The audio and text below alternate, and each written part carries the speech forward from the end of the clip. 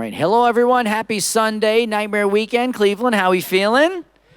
Yes. Well, thank you so much for joining us. This is going to be an amazing panel. I am super excited about this. Any animation fans out there? Yes. Voice acting fans out there? Any artists in the house? Anyone trying to create your own art? No? Well, this is what this panel is going to be all about because we have someone here today who has created so many amazing works of art, but we're here to speak about one in particular called Isla Monstro. So please, let's welcome the creator of Isla Monstro. Give it up for Stephen SHEA, everybody. Stephen, welcome. Hello, hi. Wow, look at everybody. Thanks for coming out.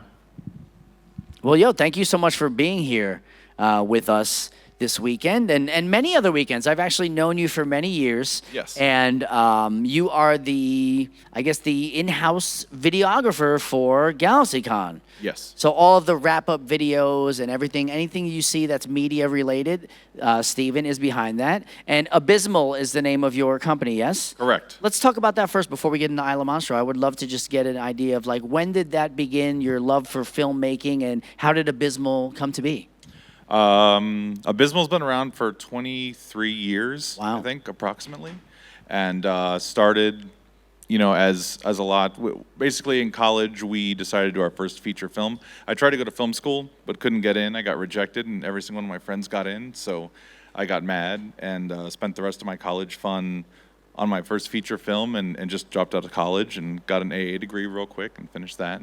And then, spent the rest of my fun on my first feature. And so we built Abysmal around that to be our corporate entity for the movie. And since then have been building a national client database and producing content for clients like GalaxyCon, and then also doing film and television and music videos and photography and animation now, and gaming. We're getting into gaming as well. Oh, it's incredible. Yeah, so I think it's impressive that, your skill set runs the whole gamut of creativity. I mean, you're a writer, you're a creator, you do video. I mean, I remember the first project that I was actually in, the Surviving Supercon, which is like a behind-the-scenes look at what it takes to be a part of a convention. Correct. And I want to know about that because that was a very crazy process. And if you've seen the film, what was that like to put that together? And was it stressful? And let's tell us about that. Yeah, Surviving Supercon's a documentary that we did back in 2018. Michael Berta, that owns GalaxyCon, had a show in South Florida called Supercon, Florida Supercon. And they wanted to do a documentary on the show because they knew that they were going to be selling it off. And so he had contacted me. We'd known each other for a long time. And he was like, hey, can we do a documentary on this show? And I was like, sure. But in my mind, I'm not a documentarian in any way, shape, or form, much more of a storyteller. So what we did was we brought 3 camera teams down, and we focused one camera team on each person that was in charge of the convention and just followed them around all weekend, putting out crazy fires and then put this movie together, this insane 4-day event. Yeah. And but it is one of the most nuts and bolts behind the scenes look of any Comic-Con that's ever come out. So you can watch it now. It's on Amazon Prime and Tubi and a bunch of different places. There's Blu-rays and DVDs for sale and stuff on Amazon too. Yeah. But if you ever want to see about how they pull off one of these things, it's a good example. Yeah, it's really cool. And I mean, if anybody would know, it's you. I mean, you are on the front lines of every panel, behind the scenes. And again, it's really cool to see from your point of view, the insight of what it takes to run one of these. Now, I know we're here to talk about Isla Monstro, and I'm super excited because this is a project that is obviously your brainchild. You came up with the idea. And I believe that we were speaking and you told me that this came to be during the pandemic. Oh, yeah. Yeah, so let's talk about that. Where did the seed of inspiration come from? So the pandemic, so that was 2020, spring of 2020, which was 5 years ago now, which is crazy to think about. And basically, we all got locked down in Los Angeles. The city shut down. You couldn't do anything. Grocery stores and gas stations, that's all you could do. So none of us could go and produce anything. It was very difficult. The whole industry shut down. And so I was trying to figure out how to create content from home, and myself, along with a lot of other people, realized that animation was the way to go because nobody had to leave their house to be able to do animation. So I spent the first month of lockdown teaching myself animation. I'd never done animation before, but luckily the technology's gotten a lot easier and there's a lot more information online with tutorials and training programs and things. So we ended up using Adobe for everything, Adobe Character Animator, After Effects, and Premiere, and animation and everything. And so just kind of taught myself we developed 5 animated series at the time that we started shopping. My manager started shopping around to studios in Hollywood, and the one that we did the most amount of work on was this concept, Isla Monstro. And we had a lot of interest from different studios, but none of them bit because I'd never done animation before. So it was like, this is cool, but you've never done this. Why would we think that you could do it? And I was like, well, it's admirable, I guess. Yeah. But so we decided, though, because we had sold lots of feature films before, we had produced lots of features. So it's like, well, let's just make a feature in-house because we can do that and we know how to do it now. And so we did. Just kind of took the time, and it started out as a smaller weekend project, but then more and more people started getting involved, and then my manager was friends with Will Friedle, and so he's like, well, Will wants to be in the movie. And I was like, oh, okay. And then he's like, well, who else do you want? And it was like, I don't know. And then we started building a list up, and like this crazy, insane list. And it is so impressive to see how many famous voice actors that you got to be a part of this project. And I would assume that that would be mostly because of your connection with the convention and being active in it for so many years. You just made so many different connections. But also, I mean, you're a great guy. If I was a famous voice actor and you asked me, I'd want to jump on it too, because, you know what I mean? You not only make great stuff, but you're also just a generally awesome person. Well, and the whole casting process, we definitely knew folks from the convention scene. Right. I mean, I'm hardcore Comic-Con myself, and as well as working with GalaxyCon, so it was definitely easy getting certain folks from that. But then, I mean, my management just reached out. You know, we just sent offers to people. We were like, we're doing this thing. Here's the rate. Here's the deal. And luckily, come to find out, it's very, very easy and very affordable to get voice actors because it's, you know, they come in and do the entire movie in under 4 hours. Yeah. In a booth where they don't have to wear makeup or wardrobe or do anything or memorize any lines or whatnot. So it's a lot easier to get bigger talent to come in and do that. Yeah. And then some of our talent was around the country. And so I Zoom directed a few different people, some in New York, Dallas, Orlando. But yeah, we got kind of a crazy list. I had to write it down because I can't remember every. There's too many people to talk about, but to give you guys an idea. But it's unbelievable, this list. I can't wait to hear this. So here's the cast list for Isla Monstro. The lead is James Schrader, who's a stand-up comedian, but he's the face of Dr. Squatch Soap. If you know what that is, he's got like over 500 million views on YouTube and whatnot. Juliana Harkavy, who stars in Arrow and Walking Dead. John DiMaggio from Futurama. Harry Lennox, who's in the Matrix trilogy and the Justice League. Harlan Williams, another comedian who was in like Half Baked and Dumb and Dumber. James Marsders, who's also here this weekend from Buffy the Vampire Slayer. Spencer Grammer from Rick and Morty. Barry Bostwick, who's here this weekend as well from Rocky Horror Picture Show. Chris Sabat from Dragon Ball Z and My Hero Academia. Maurice LaMarche, from which I was a fan of Real Ghostbusters. Yes. The original Egon. Was also in Pinky and the Brain. Dana Snyder, who's should be joining us shortly from Aqua Teen Hunger Force and a million other things. Gigi Edgley from Farscape, Andre Gower from Monster Squad, Christina Klebe from Halloween, and a bunch of. That cast is so stacked. It's unbelievable. And you know what? Actually, I think it would be a great idea before we dive deeper into Isla Monstro. Why don't we give a little preview? You guys want to see something that hasn't been released yet? All right. Well, let's go ahead and Ian, if we can get that video queued up, and everyone, please enjoy a little sneak preview of Isla Monstro. Yay. That was awesome. Yes. That's really cool. And the fact, again, that you animated the entire thing yourself, learned how to do it on your own, and then wrote the whole thing from beginning to end. Like I was telling you in our private conversation, the thing I'm most impressed is that you have the ability to take an idea and take it to the finish line. And a lot of people have great ideas, and they don't necessarily have the wherewithal or the know-how to make it happen. But you took an opportunity and you said, I don't know how to do this, but I'm going to learn how to do this. I want to make a cartoon. I'm going to make a cartoon, and now you have one. So I got to give you a lot of credit. Where does that come from, like your determination to get things done? I mean, I've always been like that. I've always had a very strong work ethic. I like staying busy. I like working a lot. When I was a teenager, I had 3 jobs just because I wanted to be busy all the time. Yeah.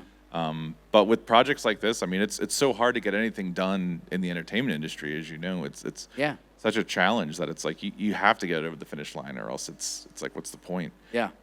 We have friends that have so many unfinished projects or gave up, and it's like, what a waste of everyone's time. And for this movie, we literally did the whole thing with a crew of 12 people. and a cast of 44 voice actors total. So it was a very small crew. I taught myself how to do the animation, and then James, who's the lead, and I wrote the script together.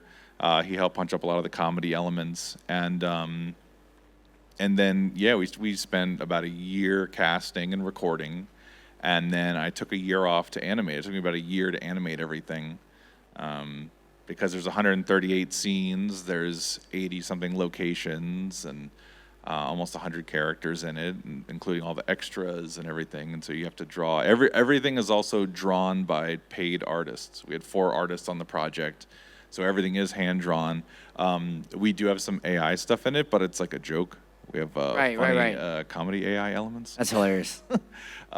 There's a running joke in the movie where so basically the whole plot of this story, for those that you don't know, is Isla Monstro is all about this character Duke, who's this kind of drunken middle-aged idiot who's somewhat of a con man, and he falls off of a cruise ship and wakes up on this abandoned island in the Caribbean that he soon discovers is overrun with mutants and monsters from a failed 1980s DARPA super soldier experiment for the United States military.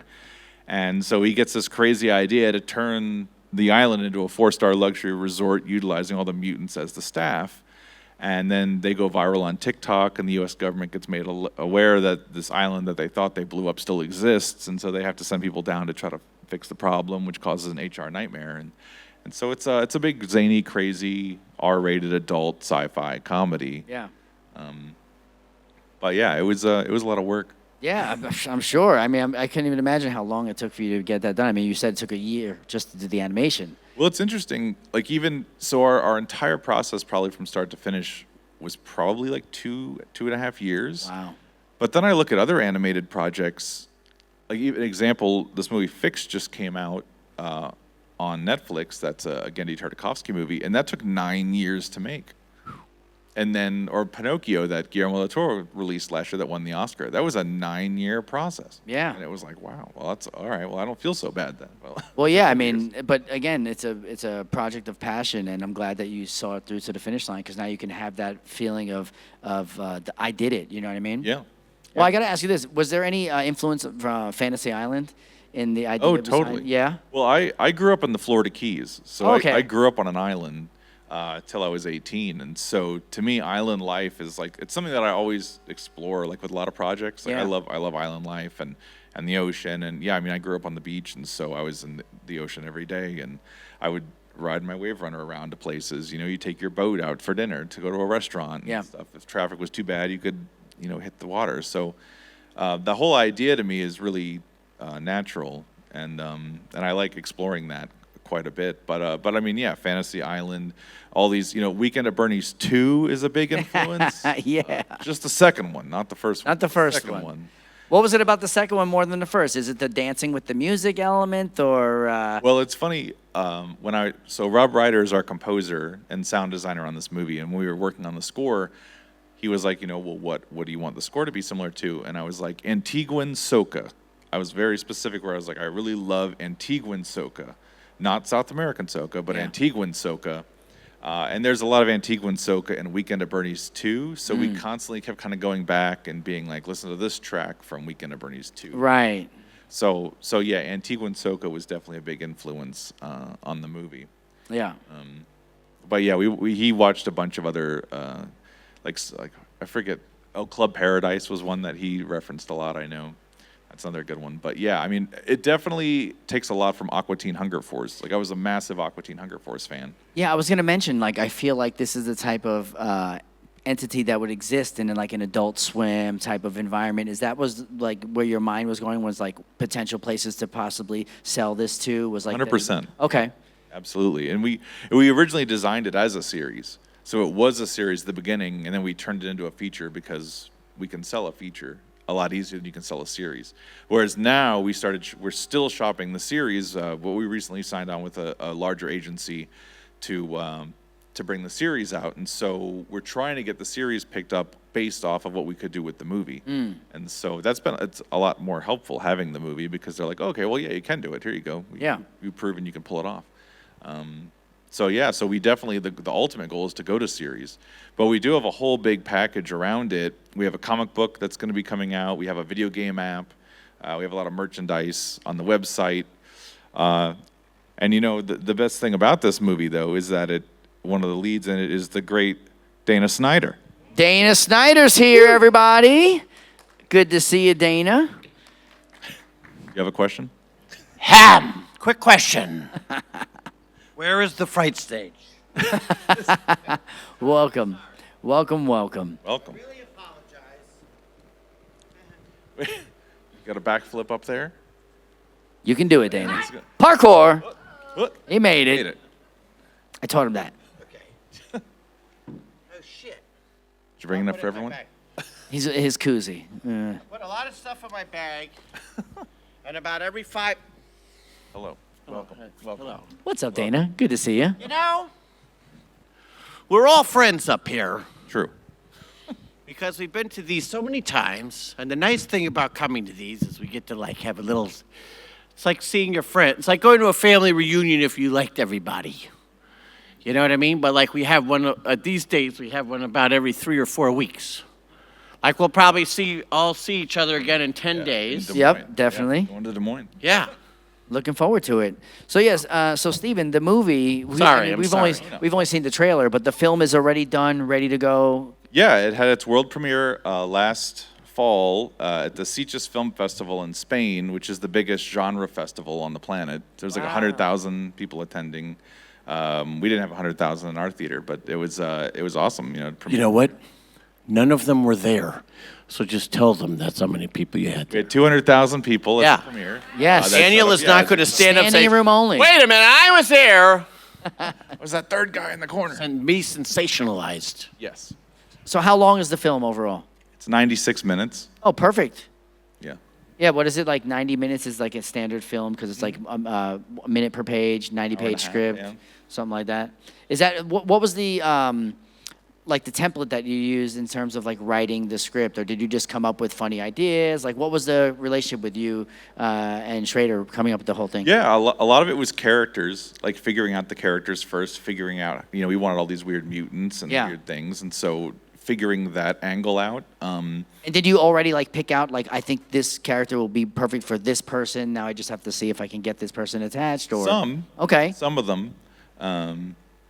We had a lot. We got most everyone that we wanted. There was only a couple people that we didn't, that passed, or that you were in negotiations with for months, and then especially like voice actors are a lot easier to cast. I feel like because it's, how many projects do you do, Dana? Do you say yes to everything? Yeah.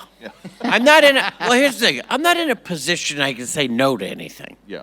I know some people do. Like, honestly, unless it was something like pornographic or wildly offensive, or like a level it would have to like dip into, some type of religious area of being wildly offensive with pornographic somethings. Yes. I can't really imagine I would say no to it. So you didn't read the script then? No. Because it's very wildly No, pornographic you know what? and religious. I read 2 things. Stephen SHEA, and I said, I'm in. There you Doesn't go. matter. There you go. I trust this man implicitly. Famous last words. Yeah, I'm being sued by the Well, ACLU or whatever now for my performance. It was interesting because this was my first foray into directing voice actors, and I didn't realize that. Almost every single voice actor that came in didn't read anything. They just showed up and they were. Well, usually, most voiceover things you do, that's not 100%. Let's say 50%. You never see the script. Maybe you'll see it a day or two before, and they'll usually send you like the SpongeBob guys. That's like the Cadillac of everything. You get a storyboard, digital, and you get the script. But even then, they'll send it to you like 2 days ahead of time. Oh. But also, I can tell like Tom Kenny's the voice director for all the Spongeverse stuff. He's also the voice of SpongeBob because he needs the work. But he's very good because he's also a voiceover guy, and he knows there's no way these guys fucking read the script. Right. So he'll like in a real nice way, like, okay, so here's what's happened here, and because you already read this, but you're running in and your dog is on fire and there's a thing falling. Like he'll explain the whole scenario. So if you don't know what's going on, he does it in a real subtle way that you can be like, oh yes, of course, yes, my dog's on fire and I've lost my pants and I'm looking. That's why I'm screaming. Look at my poochie, He's very nice about it. But like a lot of in Aqua Teen, I would show up to the studio, 10 minutes before the record was happening, and the script would just be on the desk next to the little contract thing you have to sign that you were there. Yeah. And then they would always make a joke, and they're like, how'd you like the script, Dana? I'm like, oh, it looks fantastic. That title page looks incredible. It's going to be a good one. Yeah. I think this is the best one yet. Yeah. Okay. That was a surprise to me that being used to film actors that take the script and then go into the Andes Mountains for 6 weeks to prepare and build their characters out. Well, part of that too is like, because those guys got to be, you're on a trajectory. And, what's an average scene length? A shot, maybe like 30 seconds or a minute. Yeah. Maybe a 2 days shooting where to you're get it. cutting between and stuff. Like, this is like every line you can, and they do that. They Frankenstein all of it. They'll take, all right, if you have line 1, 3, 5, 7, they'll say, they'll do the line, they go by takes. So like at the script, if you're like line 1, take 1. And they'll say, give us an ABC. And you'll do the, whatever the line is. We've got to find that guy. We got to find that guy. We got to find that guy. So those will be, so it's take 1, ABC. Because they're all on one take. And then usually on a cartoon, they'll make the selects, what they call, in the moment. So before they move to line 2, they'll say, all right, we're going to use line B for that. Take 1, B. And then that will tell the editor, because all the creative director and the people, show writers and everything are in the studio listening. They'll all agree, like, no, I like the B one. So then the editor, when he gets this whole big thing of slop, he's going to say, okay, I got to find take 1, line, the B take of take 1. That's the one they wanted to use. But some people just Very go... meticulous. Yes, very well organized, so they can stay on top of it and have a streamline. Oh, yeah, hello. I just saw you there. How are you? Yes. But they do that, so, the editor will get this horrific-looking thing to make the radio play that's like, take 7... But they'll do it's take 7 F.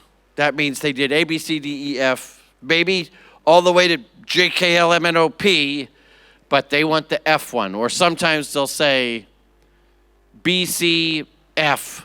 That any 3 of those is sort of like up to the editor to kind of choose of whichever one he feels maybe goes better with the line right before it and right after, if there might be a better fit with, what they want in there. It's fascinating. I didn't do that at all. Yeah, I was going to say, the way Dana's describing it, it's a very complicated and intricate process. And for you, you were mentioning this is like your first foray into directing voice actors. Now, did you do everything in-house at Abysmal?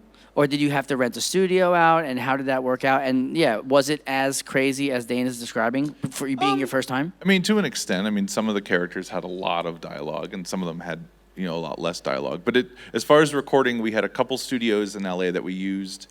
Some folks have home recording studios, like Okay. Dana. We did recorded. ours at home. Yeah. Dana. By the way, that ABC thing, just on a side note real quick, is I've recorded many things, but that stuff is sort of like the Cadillac and the old school, the only times I've really done things that they do it like that, real strict with 15 people on the thing, are like Nickelodeon, Disney, the people have been making cartoons for 45 years, and it's probably not even the way to do it anymore, but that's still just the way they do it because they've been doing it that way for, however many years. And that's like a decadent way to do it. Well, now the AI just tells you which is a good take, right? You don't have to think anymore. Well, and you just tell AI to record the line the way you want it. Yeah, it's like Yeah, it's crazy what AI is happening with, but it's great to see that you actually have all voice actors, and only the AI that you use in Isla Monstro is only for joke purposes. yeah. So the only AI that we have in it is all throughout the hotel. They have artwork on the wall, and he's like, "Oh, I hired this really famous artist to do all this artwork," and they're like, "Oh, who is it?" And it's like, "Oh, well, it's not a person. It's AI, and it's all like the worst AI we could possibly come up with. Like it's all horrific." Yeah.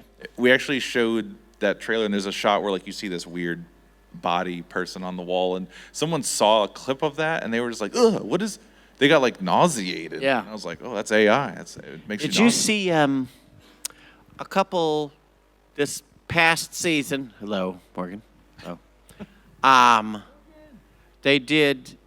Disney had Disney does these Halloween parties every year at the theme parks. Mickey's not so scary. Mickey's Halloween? not so scary. Yeah, and they had the poster come out, and very clearly they had done AI for the posters. 10-fingered Mickey. Yeah. What? At Disney, which is a place filled with artists. Yeah, you would think. Half of them probably just doing nothing, sitting around twiddling their thumbs. And yet they had AI do the Mickey had those weird web fingers, and he had 17 fingers and all that weird AI stuff Yeah, it's the future. yeah. It's scary what's happening with that, but who cares about that? What does it say? The left kidney of the Caribbean. That's That's cool. you got some fun postcards up here that are actual postcards. If you bought a real postcard from Isla Monstro, Oh yeah. That's what I like about it. You could actually use it. you can mail it to people. Yeah. So A now, lot of these out. Oh, good. now that Isla Monstro is completed, it's ready to go. What's the next step in the process? Yep. There's two big things that are happening right now. One is we're looking to release the movie. So we've been shopping it around to distributors for the past year, have had lots of meetings, different offers and things, trying to find the right home for it. Yeah. The streaming bubble has since burst, basically, in the industry. So the industry right now is in a very dark time. Would you say because there's too much content, or what's the issue? Would you say? I think they just couldn't figure out how to make money with it. Right. And then everybody jumped on the bandwagon, realizing the bandwagon was on fire. Yikes. Yeah. I and- feel like there was a while they're we just got to make as much content and the most spectacular content as possible. And then 2 years later, they were but this doesn't actually increase our number of subscribers. This just means we're spending $400 million on a weird The Hobbit series. Yes. Yes. When we could have just put the money up and the movie up. And they're like, what? Yeah. The only way we'll make money on all these expensive things we're doing is if we charge every subscriber $1,500 a month. Yes. Is the only way we can cover the prices of this. And still put ads and everything. Yeah, exactly. Even though we paid for ad free. Uh-huh. I hate it when that happens. It's very frustrating. Yeah. Very frustrating. You know when I get mad about it? If I may. Sure. Directly You may. related You with may. Anybody got Sirius XM radio? Okay. So I listen to the Radio Classics channel, which is all those old radio, Johnny Dollar. There's all those radio plays. He's like an insurance investigator he's like, I had a cup of coffee and a donut at the diner. It was $1.37. I met the widow Brookmark at 5 p.m. Cab fare, $1.17. I love that channel. They got all the stuff on there. They have a fucking commercial. And I'm not talking the ones built into the radio show, because they'll be like, Lifebuoy soap is the soap that makes you say, wow.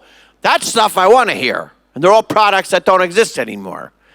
But that little asshole, Greg Bell, is pumping these Radio Spirits recordings of like the full Sherlock Holmes mysteries on Radio Spirits for $79.99, and I almost want to pull over and start screaming in my car because I'm paying whatever it is, $1,500 a month for SiriusXM radio. I only listen to 2 channels, and this little jerk, Greg Bell, thinks because it's Radio Spirits and no one's going to notice because like only old people are listening to it, that he can keep pumping us and humping us with these radio commercials for his little shit that he wants.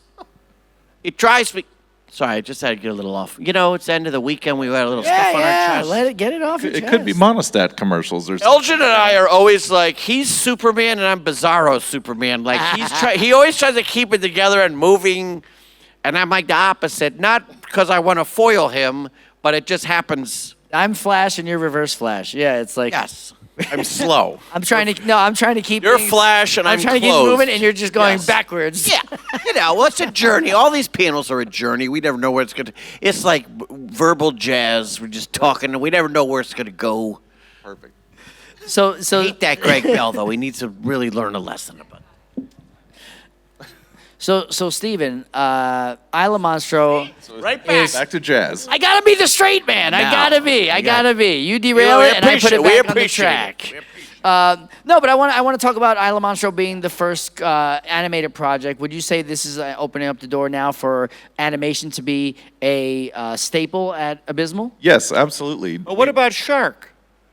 Oh, well, so That was before. it was. Yes, it was before. So we It's investigative journalism where I caught him in a lie. Ah. Hey? Oh, hey-oh. Hey, I mean, edit would that you part not out. consider that animated? Oh no, that's 100%. So let's talk about that. Let's talk about Shark. Ah! What is Shark? Was that the first foray into Backpedaling. Watch animation? him sweat now. 37 years ago. There was. So when we decided to do the Isla Monstro feature, I hadn't animated a feature before. So I was like, all right, well, I want to animate some shorts before we do this feature to get ready to do the feature. Yeah. And so I animated a music video. I animated long story short, I animated a Ghostbusters fan film because we were pitching a horror animated series at Sony. And when we pitched at Montecito Picture Company, at Ivan Reitman's company, they were like, well, this is actually a little too close to what we're doing with Ghostbusters right now. And I was like, doing with Ghostbusters? Wait, you're doing an animated Ghostbusters series? And they're like, yes. And no one had ever made an animated Ghostbuster fan film, so we made one, and then that opened up some more doors at Sony to have more meetings about that. But the one of the other shorts that we made was this short Shark Baby, which we had written, and I was like, all right, I'm going to make this, and I'm going to hand draw every single frame of this short. And so Dana graciously was the voice of the Shark Baby in the short, and the other lead is Dia Frampton, who she was the second place winner in the first season of The Voice. Oh, wow. She's in the band called Megan Dia that I used to watch on Warped Tour and stuff, and so she's like a rock star. That's so cool. So she came in and voiced one of the characters because she had done some stuff with us before, and which we can't. Thanks for saying that's so cool when he mentioned the second voice. Oh, God. Because I don't hype you up enough every weekend. I don't hype you up enough. Dana. So where's Shark Baby? Is this something that can be seen? Well, so it will be because we actually signed a deal on Shark Baby, which is a short. It's a 2-minute short. It's a yeah. I made $1.5 million. You didn't get your cut, but we did sign it. Produced. Yes, we did sign it to a major studio that we can't say yet because they haven't announced it. Wonderful. But It rhymes with Slickaloodian or Snizny. Sheevan Shielberg. Wow. Amazon Slime. yes. We'll edit that part out of the video. But yes, so that's a short that you will be able to see at some point. It's all hand drawn by me, and I'm not an artist. I can't draw, which was a big challenge with Isla Monstro too, because I'm a horrible artist. So for that, I want to hold on a minute though. I want to stop you there when you say you can't draw. I want to remind you of the immortal words on the tombstone of Florence Funster Jenkins, who was arguably the worst singer in the entire world. But she loved opera. She sang at Carnegie Hall. She was very rich. like turn of the set. Look her up, Florence Foster Jenkins. And she had a special costume she'd wear when she sang with angel wings and it was called, like, she had a name for, like, the rising of the angel triumphant or something like that. But on her tombstone, what it said, because she got scathing reviews, because literally like, ooh, yeah, but on her tombstone it said, many people said that I couldn't sing, but no one could say that I didn't. Self-empowerment. Okay. Learning, nurturing, That's true. caring. But they all said that I shouldn't. Yeah, well, they all said you shouldn't. Yeah, that wasn't on there. Shouldn't wasn't on there. So SpongeBob that could be on yours. Well, there you go. That's, yes. But I said, like, I said I couldn't draw, but I also couldn't say that I didn't. That's true. That is Please very watch Shark Baby on Hulu Yes. this fall. Exactly. Well, I ended up drawing a lot in Isla Monstro out of necessity. Yeah. So what I am better at is tracing. So for Shark Baby, I did a whole photo shoot with Dia as the character, and then I took all the still frames from the photo shoot and I traced them all. Like rotoscoping it, yeah. Like Yeah. that's how they used to So do I the old literally Disney traced them. cartoons and Robin then- Hood and all Yep. that. That's Jungle Book. That's how they used to draw them. And yeah. so that's how we ended up doing it. 60s hot technology. Oh yeah. The Xerox first came. Now I could AI. It would be a lot easier, Like but those scratchy lines. 'Cause they- oh yeah, Yeah. Dr. Katz. Yeah. Squiggle vision. Swiggle vision. They yeah. have their own proprietary. It's true. So there is a lot of elements in Isla Monstro that I did go and create, especially with locations and things, just because there was so much art needed, and I didn't want to pay anyone to have to draw it. You know, Yeah. it gets really expensive the more art you get artists to draw. So I was like, Especially all right, if they're not getting the idea correct right out the gate, it just takes more time. well, and also if it's on screen for 8 seconds. yeah. It's like the audience is gonna be like, well, that bathroom door just doesn't have hold up, you know, and everything yeah. else. Yeah. I mean that. The couple animation things I worked on as like a writer or creator or whatever, like animation is in the super world, like the Cadillac stuff, is wildly expensive, and it goes by the second. They'll say like, oh, so it's 7 minutes long. Well, it's $150,000 a minute. For like the mid-level, there's different levels of animation. Like they say like you want to doing with the contractor on your house. You're like, all right, if you want like fast and cheap, that's fine. Or if you want it really nice but cheap, it's going to take a really long time. But if you want it fast and nice, it's going to be wildly expensive. It's kind of all the same thing. You can have two of the three. Yeah. Fast, cheap, or expensive.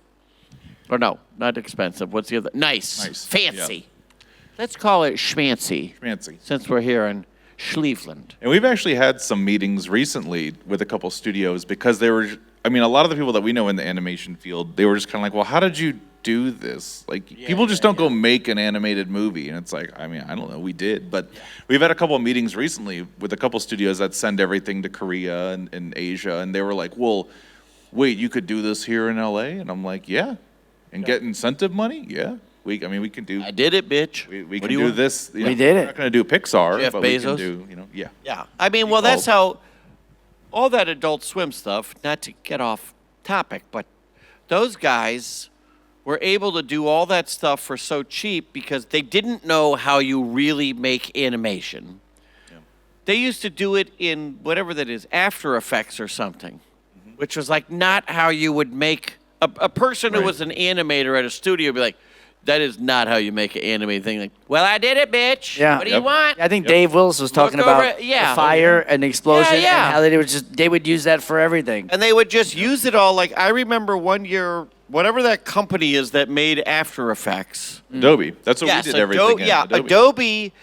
Adult Swim approached them and said, hey, we wanted to tell you, like, we know you're doing this, your Adobe thing, the big software company. They're like, we have animated every show on Adult Swim with Adobe. But whatever that program is, After Effects, like the After Effects program, we only use 5% of all of the features on that program. Because, it's one of those things where, like, to buy the license or whatever is like $1,000 or one of those crazy things. It's Now right. you lease to it. unlock You gotta all the lease it. features. Yeah. But they were like, we only use 5%, and we're just here to suggest to you that, if you maybe had a different version of this After Effects that only had this 5%, but you sold it as a thing for animators or people who wanted to make animated shows, this could be quite lucrative to you. And Adobe After Effects people, it was like at one of their Adobe conferences or something, they were like, yeah, fuck off. We have no interest in what you do with animation. We are here for the web stuff or whatever the thing you really use after. What is it, like Yeah, web? visual effects. And Yeah. things. They're like, yeah, we have no interest in that. And they're like, okay. The table got quiet. And now they- Then everyone starts laughing hysterically. Fools. And now, of course, they have some fantastic animation software that they've released. We animated all of this on Adobe. Yeah. Yeah, so it's How would you say your style has evolved now that you've gotten a chance to, for the last 5 years, learn how to animate? we've gotten a lot faster. Yeah. When you kind of look at like the South Park model, and Well, yeah, they so we started with have like that. cutting out stuff, and that's how they did everything, right? Now it takes 6 days to make an episode. Which is incredible. But I mean, we have the ability. Like we have the ability of doing that now because of the way. Like for these, we did 2D hand-drawn puppets. We would rig them, and then it was all mocap. So I mocapped every character. I played Dana's fish. Very cool. Pilot Pete. Yeah. With his flippers. You know what? I'm your body. That means we are one now. We are. We Yes. are one. Very glad We about are that. one. Beautiful. It's so beautiful. But because of Like I'm inside you. yes, I can feel it. So scaly. But it was again, it was all because of necessity. Like Yeah. we didn't want to pay a house to do mocap and like do all these things. We wanted to keep the budget as low as possible because the tighter you keep the budget, the easier it is to get your money back. Yeah, and and as they say, if you want something done right, do it yourself. Right. It sounds terrible, but the greatest thing for creativity is limitations. It I feel forces like you to think outside the box. The worst thing for creativity is to say you have every resource and you can do everything you ever wanted. Yeah. I feel like nobody who ever made anything great, I mean, generally, all right, but like, was because they were just given the world. Like you watch it all okay, let's look at it this way. It's 50th anniversary of what, right? Jaws. That guy had like all the limitations, all these problems that happened. He figured out another way to make it. Then he made like, what's one of his latest movies? Like whatever they are, The Fablemans or something. Like, you got, Steven, we'll give you $1 billion to make that movie about you growing up in Arizona. Stinks. It's like a turd on the sidewalk. Why? Because he could do whatever he wanted. He's like, oh, do you want to hold 2 airplanes crashing in the sky and falling? Yeah, okay. Yeah. What if they said like you can't do that, Steven? You got to think something. All right, maybe they got to think of a cool way to do it. Yeah. Absolutely. Limitations are what help creativity. Well, yeah, they say some of the best art comes from times of struggle, and that's when you really have a chance to really like test yourself and see how I for can sure. build the best part of me from nothing. Yeah. So what's up with now? We have Isla Monstro, we have Shark Baby to look forward to. What other animation projects do we have up in your head that are cooking right now? I mean, it's funny because I get asked that, and I really want to live in this world as much as I can. So the big things right now is we're locking in a distribution deal for the feature, which we do have a deal on the table right now that we'll hopefully know in the next week or so. We're waiting on all of our teams to go through it, and then hopefully we'll be able to announce what's happening with that. But then we're also really highly shopping the series because the series we can do in-house. We already have all the assets built. We could make it a stay in LA project, which is really popular right now. We have a new animation incentive in Los Angeles. That's where we're based. And so it's like really trying to get the series kicked off because then that would give us a lot more work that would last longer and we can expand the world. Okay, so let's play devil's advocate here. What would be your dream home for Isla Monstro? In terms of like distribution or like, where would you want to see? Like, what would be Here's your the most dream? amount of money. Steven Spielberg's house. Yes. Yes. It's like Yeah, who pays the most money for that? Netflix is probably the Yeah. highest bidder. I mean, I think it's a very much like an Adult Swim style project. Yeah. You know that's how we designed. But it. Adult Swim is going to be dead in 1 year. It's and that's the problem the now. problem. Is that with that. true? Like, I mean, I don't know if that's. we don't have to confirm or deny. No. I mean, and everyone knows I don't really know, but I mean, like, people have been getting let go. I mean, the last time I was there was a couple years ago, and it was a ghost town. Yeah. And I know, like, maybe 6 months ago or something, like, 2 of the last 3 producers who were there got let go, who had been there since before it started. And to me, that was just the nails in the coffin. Like, there are still things happening there, like Smiling Friends is still being made, and I think that's an amazing show, and Rick and Morty is amazing, and there's a bunch of other things. But, like, I think Adult Swim was the kind of thing that only could have existed while it existed. Yeah. And it's not the kind of thing that would have gone forever because it was created out of specific people with specific viewpoints. And like Mike Lazo made Adult Swim because he had relationships and was interested in certain people and gave them lots of freedom, but lots of restrictions in that you could only spend $80,000 on an episode of television that normally would cost $500,000. So again, that desperation causes you to create. And they do it on After Effects, and they just figure out a way to do it.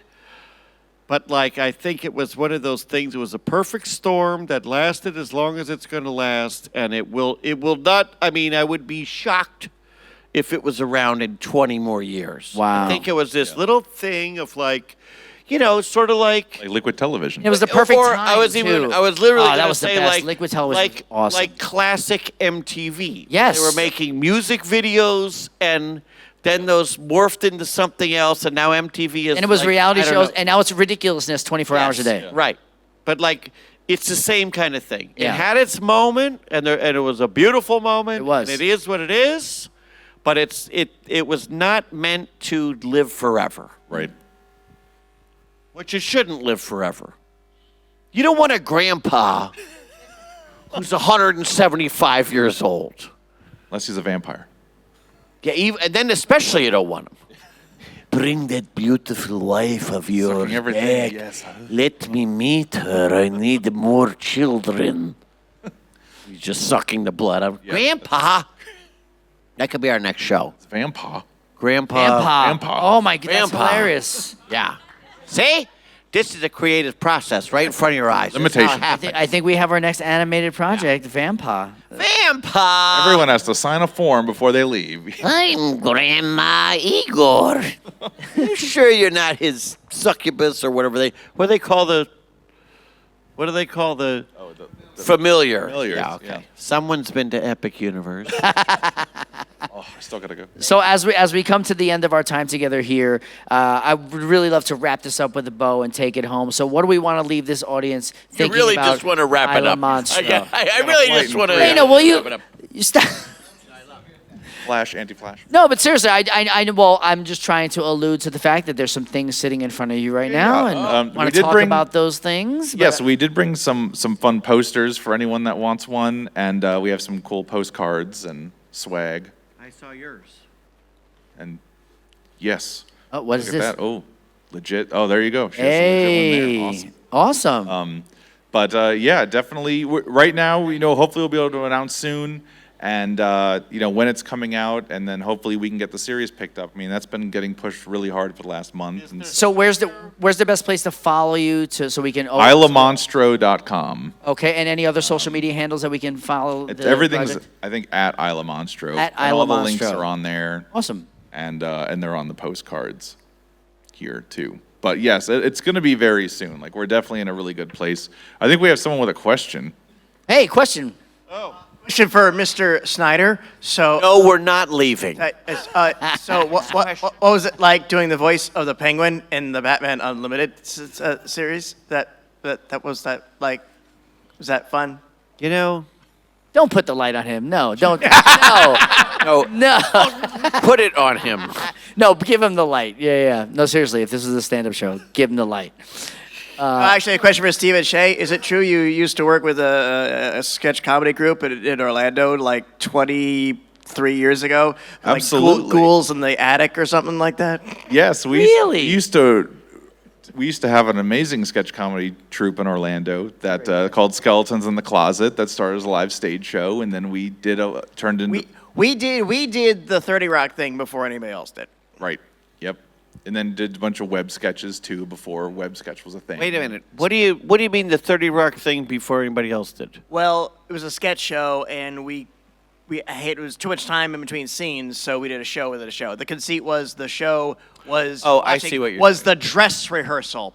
So we would have a Okay. sitcom plot of the actors being themselves, and then we would, all right, let's do the next sketch. Boom, boom, boom, whatever.